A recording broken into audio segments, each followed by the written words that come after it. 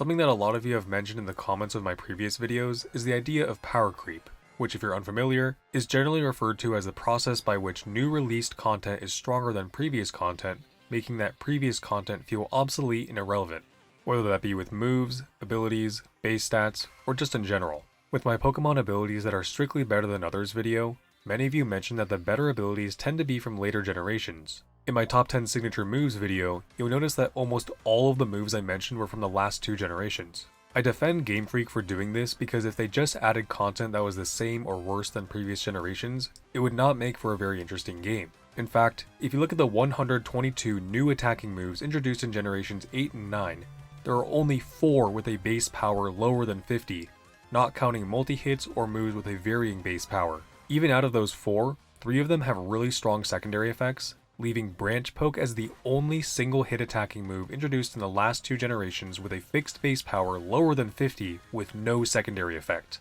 Think about it like this. It wouldn't really make sense to make a new Ember, Water Gun, Thunder Shock, Tackle, or any other weak early game move because they're literally meant to be weak. They'll be used for like 10 levels until you can learn an actual good stab move like Flamethrower or Thunderbolt to replace it with immediately. This is one of the reasons why new moves tend to be incredibly broken. However, in this video, I want to focus on those moves that are not so broken. Moves that did not power creep out other moves from prior generations, either due to being too gimmicky, too weak, not distributed well enough, or just overall not more useful than their existing move type counterpart. I will only be talking about moves from generations 8 and 9, as I feel that's where power creep really started to ramp up. And like the rest of my competitive Pokemon videos, this will mostly be viewed from a VGC doubles competitive lens, although I feel that these moves would also be underwhelming in singles for much of the same reasons. Starting off, we have the Fire-type move Raging Fury. Raging Fury is a 120 base power, 100% accurate, physical Fire-type move introduced in Legends Arceus. It has the effect that it locks the user into only being able to use Raging Fury for 2 to 3 turns and becomes confused after. If you're familiar with the Dragon-type move Outrage, this move is the exact same but for Fire-type.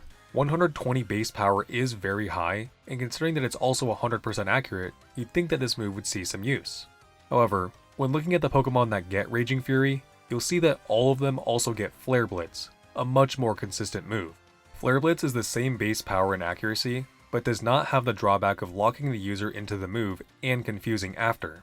Instead, Flare Blitz hurts the user by 1/3 of the damage done to the target.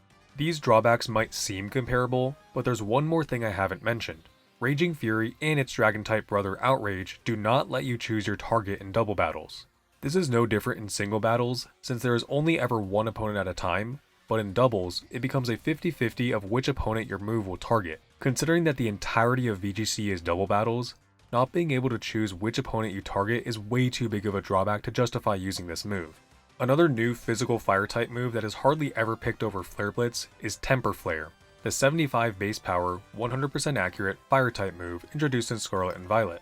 Temper Flare has the property that it doubles in power if the user's previous move failed. If you're familiar with the Ground-type move Stomping Tantrum, this move is the exact same but for Fire-type. Now, you might be thinking that plenty of Pokemon run Stomping Tantrum, so why isn't anyone running Temper Flare? Well, there is no Ground-type equivalent to Flare Blitz. The closest the Ground-type has is Headlong Rush, which has a very limited distribution of only 5 Pokemon, only 2 of which are really meta-relevant.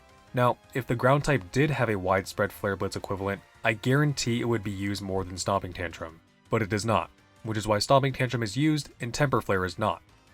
Next, let's talk about Supercell Slam, the 100 base power, 95% accurate, physical electric type move introduced in Scarlet and Violet.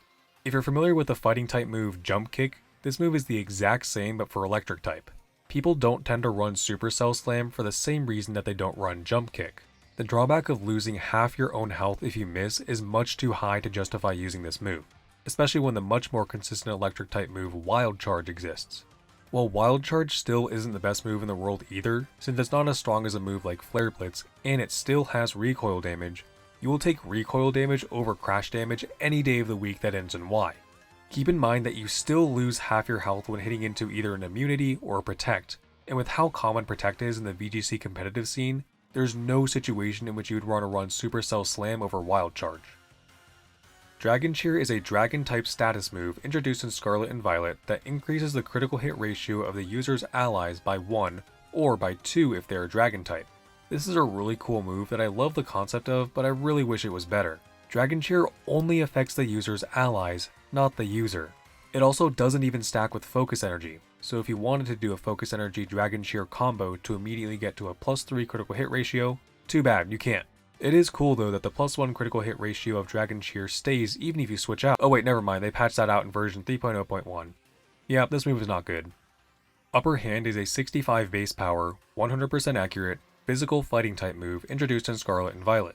It has the unique property that if the target selected a priority move, Upper Hand will go first and flinch the target. This is a really cool concept, and I like that Game Freak is experimenting with these kinds of moves in the DLC, but it's just not that great in practice. Keep in mind that this move only works if the opponent is preparing a priority attack, so priority status moves including any status moves that gain priority from the ability Prankster do not count, and will simply cause Upper Hand to fail. If I were to rework this move, I'd make it 40 base power with no increased priority to start, and then have it go first, double in base power, and cause the opponent to flinch if they selected a priority move. If they did not select a priority move, Upper Hand would still go off, just not with increased priority and only with 40 base power so that it's not completely useless. Misty Explosion is a 100 base power, 100% accurate, special fairy type move introduced in Sword and Shield. It has the unique property that it increases to 150 base power if used in misty terrain. The exploding moves Self-Destruct and Explosion aren't really used that much themselves, and they have an even higher base power of 200 and 250 respectively.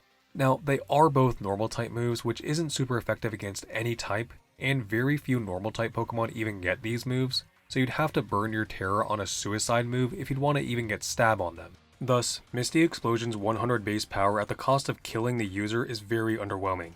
And with the Tapus no longer in the game in Scarlet and Violet, we only have Galarian Weezing to set up Misty Terrain if you want to boost it to 150 base power. And if you're using Weezing, just use Neutralizing Gas instead. Alluring Voice is an 80 base power, 100% accurate, special fairy type move introduced in Scarlet and Violet. It has the secondary effect that it confuses the target if it had its stats raised on that same turn. This is a very unique move as there is no other move with this secondary effect. The thing is, Confusion is really just not all that potent of a status condition that it would be worth using over a different move. Of all the meta-relevant Pokemon that can learn Alluring Voice, all of them have better options they would rather be running. Indeedee gets Dazzling Gleam, Clefairy, Enamorus, and Primarina get Dazzling Gleam and Moonblast, Gallade is a physical attacker, and Latias just has way better moves it could be running. With such a small distribution and an underwhelming secondary effect, there's really no reason to use this move. Hard Press is a varying base power, 100% accurate, physical steel type move introduced in Scarlet and Violet. Its power corresponds with the percent of HP the target has. For example, if the target is at 100% HP, Hard Press will be 100 base power. If the target is at 50% HP, Hard Press will be at 50 base power. Considering that pretty much every Pokemon that gets Hard Press also gets either Iron Head or Heavy Slam, there's really no reason to run Hard Press due to its lack of consistency. The 100 max base power is also just not that high for a varying base power move, especially since Heavy Slam has a max base power of 120. All of the Pokemon that get Hard Pressed are also pretty heavy, like Snorlax, Metagross, Iron Hand, Satitan, and Regigigas, which are all either approaching or over 1,000 pounds, so Heavy Slam would be a way better option. And those are just some of the new moves introduced in Generations 8 and 9 that never really had any success. Let me know in the comments if you feel that I missed any moves, or if you disagree with any of my reasonings.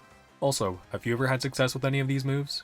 Anyway, I really appreciate if you made it all the way to the end of this video. Thanks for watching.